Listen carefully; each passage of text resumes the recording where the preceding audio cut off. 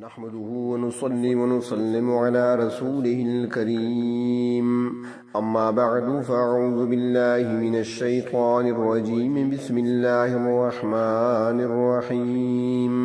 ولقد آتينا موسى الكتاب من بعد ما أهلكنا القرون الأولى بصائر للناس وهدى ورحمة لعلهم يتذكرون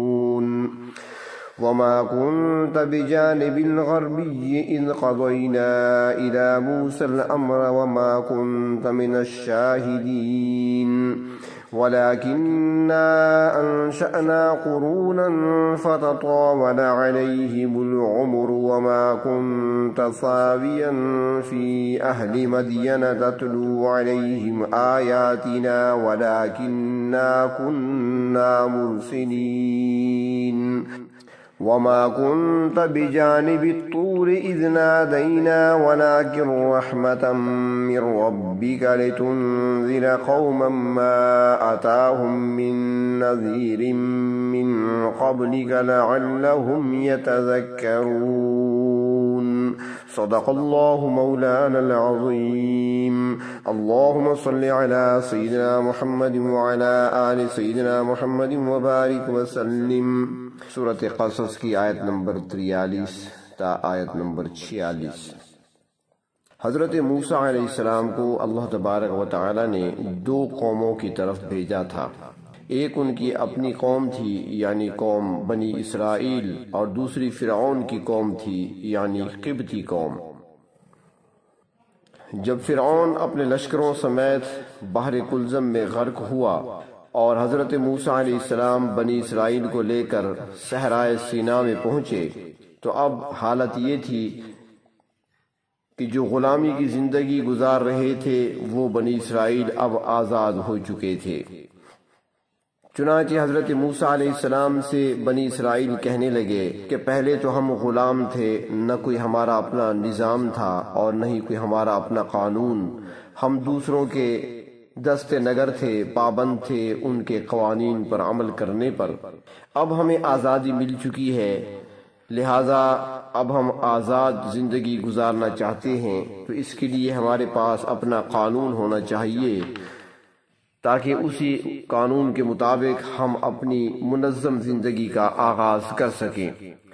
چنانچہ حضرت موسیٰ علیہ السلام نے اللہ رب العزت کی بارگاہ میں درخواست پیش کر دی۔ اللہ تبارک و تعالی نے حضرت موسیٰ علیہ السلام کو کوہ طور پر 40 دن اعتکاف کرنے کا حکم دیا، اور پھر 40 دن کے بعد اللہ رب العزت نے تورات حضرت موسیٰ علیہ السلام کو عطا فرمائی۔ تورات کا معنی بھی قانون ہے جسے لا کہا جاتا ہے۔ تو ارشاد فرمایا وَلَقَدْ آتَيْنَا مُوسَى الْكِتَابَ، اور البتہ تحقیق ہم نے حضرت موسیٰ علیہ السلام کو کتاب یعنی تورات عطا فرمائی۔ قرآن کریم میں مختلف جگہوں پر تورات کا ذکر آیا ہے۔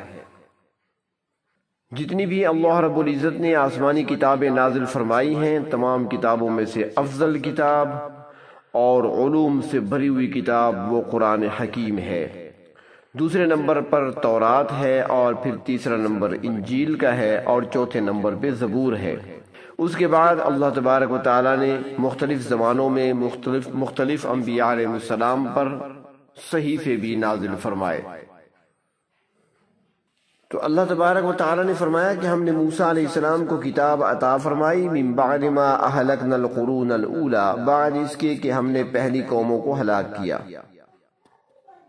پہلی اقوام میں حضرت نوح علیہ السلام کی قوم، قوم عاد، قوم ثمود، حضرت لوط علیہ السلام کی قوم اور مدین والے، ان کو اللہ تبارک و تعالی نے ان کی نافرمانیوں کی وجہ سے ہلاک کیا۔ اور پھر حضرت موسیٰ علیہ السلام کے دور میں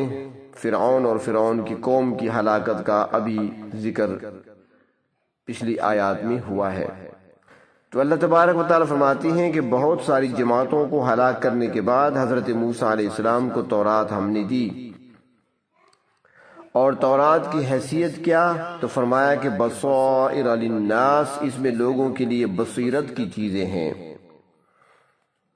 بصارت آنکھوں کی روشنی کو کہتے ہیں یعنی ظاہری آنکھ سے دیکھنا، اور بصیرت سے مراد دل کی روشنی ہے۔ انسانوں کے دلوں میں پروردگار عالم جو روشنی، جو نور اور جو فہم اور فراست پیدا فرماتے ہیں اسی کو بصیرت کہا جاتا ہے۔ اور جس قوم میں یا جس فرد میں یہ چیز نہ پائی جائے، یعنی فہم و فراست اور دل کی روشنی اور نور سے محروم ہو، تو وہ ظاہری آنکھیں رکھنے کے باوجود بھی وہ قوم اندھی ہے۔ اور اس لیے اللہ تبارک و تعالی نے سورۃ اعراف میں حضرت نوح علیہ السلام کی قوم کے بارے میں فرمایا، اہل ایمان کو چھوڑ کر، کہ انہم کانوا قوما عمین، وہ اندھی قوم ہے۔ دل کی آنکھیں نہیں تھی ان کی، اس لیے وہ اللہ کے نبی حضرت نوح علیہ السلام کو نہ پہچان سکے اور ہمیشہ کے لیے ناکام ہوئے۔ اور سورۃ حج میں اللہ تبارک و تعالی نے فرمایا فَإِنَّهَا لَا تَعْمَى الْأَبْصَارُ وَلَكِنْ تَعْمَى الْقُلُوبُ الَّتِي فِي الصُّدُورِ، ایسے لوگوں کی ظاہری آنکھیں اندھی نہیں ہوتی بلکہ ان کے سینوں میں پڑے ہوئے دل وہ اندھے ہوتے ہیں۔ تو فرمایا کہ تورات کے اندر بصیرت کی باتیں، اور وہ ایسی باتیں کہ انہیں دل کی آنکھوں سے اگر کوئی دیکھ لے تو اس پر عمل کرنا آسان ہو جاتا ہے۔ اور دوسری خصوصیت تورات کی بیان فرمائی وہدا، یعنی ہدایت ہے، کیونکہ جب انسان میں فہم و فراست پیدا ہو جاتی ہے، عقل و شعور آ جاتا ہے، تو پھر عقل و حق و باطل کی پہچان بھی ہونے لگتی ہے، اور پھر ایسے افراد کو ہدایت میسر آتی ہے اور پھر وہ اسی کے مطابق عمل کرتے ہیں۔ قرآن پاک بھی ایمان والوں کے لیے بصیرت اور ہدایت ہے۔ نبی اکرم صلی اللہ علیہ وسلم کا فرمان مبارک ہے من یرید اللہ بہ خیرا یفقہہ فی الدین، اللہ تبارک و تعالی اپنے جس بندے سے بھلائی کا ارادہ فرماتے ہیں اسے دین میں فہم و فراست اور فقاہت عطا فرما دیتے ہیں، مگر جو منافق ہوتے ہیں وہ اس سے محروم ہوتے ہیں، اور جو کفر اور شرک میں پڑے ہوتے ہیں ان کے دلوں پر اندھیرا چھایا رہتا ہے اور وہ ہدایت سے محروم رہ جاتے ہیں، کیونکہ ہدایت تو اس وقت ملتی ہے جب عقیدہ صحیح ہو، عمل درست ہو اور اخلاق ٹھیک ہو۔ تورات کی تیسری خصوصیت اللہ تبارک و تعالی نے بیان فرمائی، ارشاد فرمایا وَرَحْمَةٌ، کہ اللہ تعالیٰ کی رحمت ہے۔ جب انسان کے دل میں صحیح سمجھ اور صحیح فہم پیدا ہو جاتا ہے اور وہ صحیح راستے پر گامزن ہو جاتا ہے، اپنے عقیدے کو ٹھیک کر لیتا ہے، اخلاق اور عمل کو درست کر لیتا ہے، تو اللہ رب العزت کی رحمت کا مستحق بن جاتا ہے، اور پھر ایسے بندے کو اللہ تبارک و تعالی کی قربت اور اللہ کے ہاں مقبولیت حاصل ہو جاتی ہے، اور پھر اللہ تبارک و تعالی کی مہربانیاں اور نوازشیں اس کے شامل حال ہو جاتی ہیں۔ تو فرمایا کہ تورات اللہ رب العزت کی کتاب، ایسی کتاب جس میں تینوں چیزیں یعنی بصیرت بھی ہے، ہدایت بھی ہے اور رحمت بھی ہے، اور اس کا مقصد یہ ہے لعلہم یتذکرون، تاکہ لوگ نصیحت حاصل کریں۔ حضرت موسیٰ علیہ السلام اور جناب نبی کریم صلی اللہ علیہ وسلم میں بہت سی قدریں مشترک ہیں۔ حضرت موسیٰ علیہ السلام کو بھی بہت بڑے دشمنوں کا سامنا کرنا پڑا تھا، اور نبی اکرم صلی اللہ علیہ وسلم کے جانی دشمن بھی مکہ مکرمہ میں موجود تھے ہجرت سے قبل۔ جس طرح حضرت موسیٰ علیہ السلام پر بڑی سخت آزمائشیں آتی رہیں، اسی طرح نبی اکرم صلی اللہ علیہ وسلم پر بھی بڑی سخت قسم کی آزمائشیں آئیں۔ اللہ تبارک و تعالی نے حضرت موسیٰ علیہ السلام کو بھی عظیم الشان کتاب تورات کی صورت میں عطا فرمائی، تو نبی اکرم صلی اللہ علیہ وسلم کو بھی عظیم المرتبت کتاب قرآن پاک کی صورت میں عطا فرمائی، اور دونوں امتوں کے حالات بھی کچھ نہ کچھ ملتے جلتے ہیں۔ تو یہاں پر اللہ تبارک و تعالی نے نبی اکرم صلی اللہ علیہ وسلم کی نبوت و رسالت کی حقانیت کو بھی بیان فرمایا ہے، اور وہ اس طریقے پہ ہے کہ اللہ تبارک و تعالی نے فرمایا کہ ہم نے حضرت موسیٰ علیہ السلام کے جو واقعات بیان کیے ہیں اور پھر آپ صلی اللہ علیہ وسلم انہیں آگے امت کو سنا رہی ہیں، تو یہ بالکل درست اور صحیح ہیں 100%، اور اس میں کسی قسم کی غلطی کا کوئی امکان بھی نہیں ہے۔ حالانکہ آپ صلی اللہ علیہ وسلم نے نہ تاریخ پڑھی ہے اور نہ ہی کسی اور ذریعے سے آپ کو یہ واقعات معلوم ہوئے ہیں۔ تو بغیر تاریخ کو دیکھے اور بغیر کسی سے سنے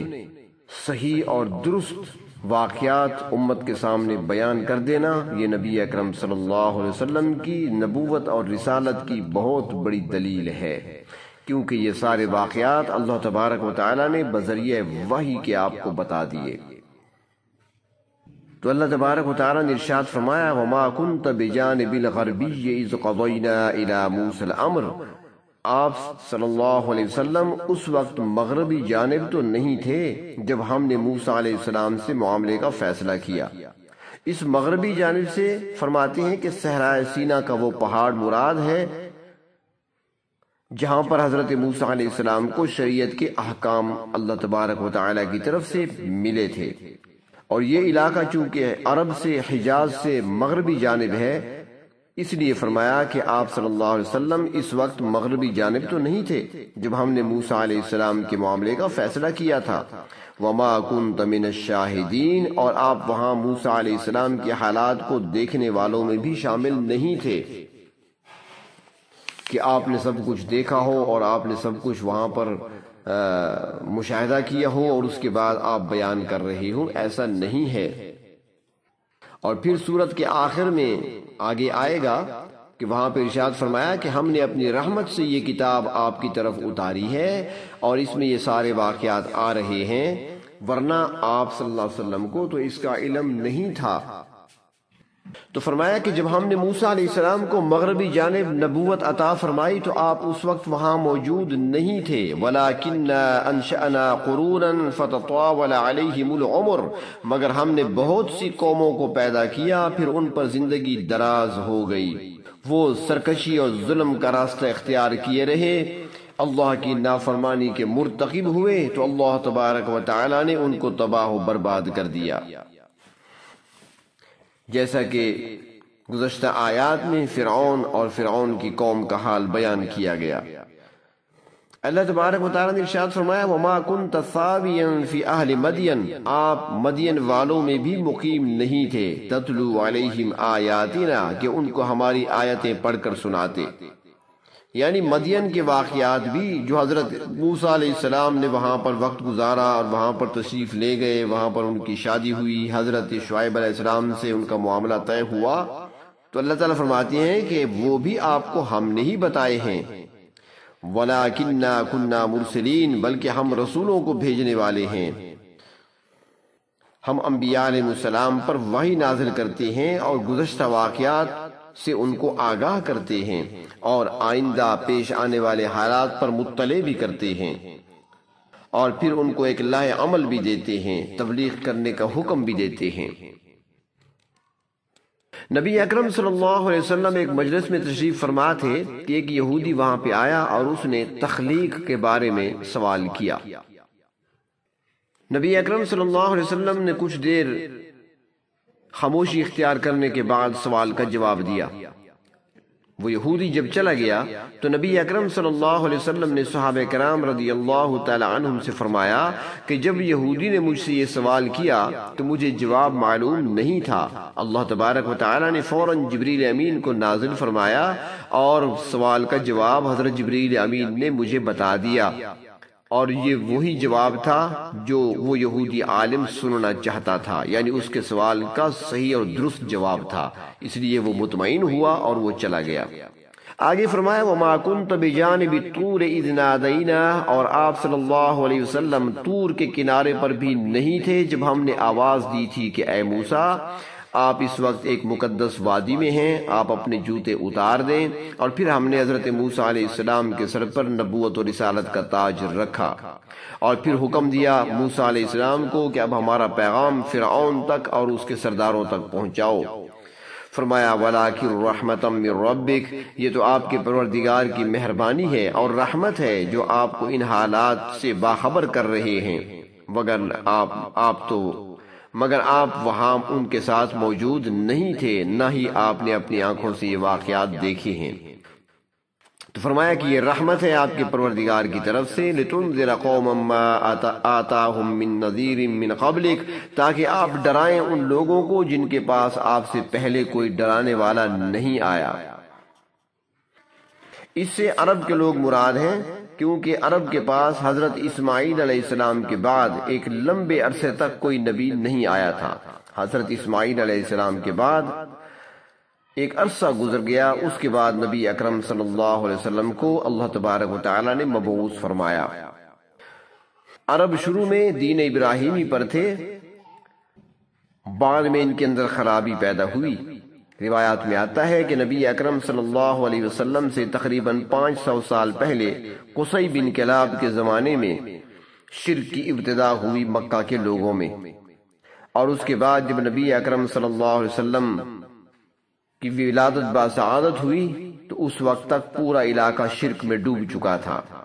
تو اس لیے فرمایا کہ اس دوران یعنی حضرت اسماعیل علیہ السلام سے لے کر آپ صلی اللہ علیہ وسلم تک ان لوگوں کو ڈرانے والا کوئی نہیں آیا۔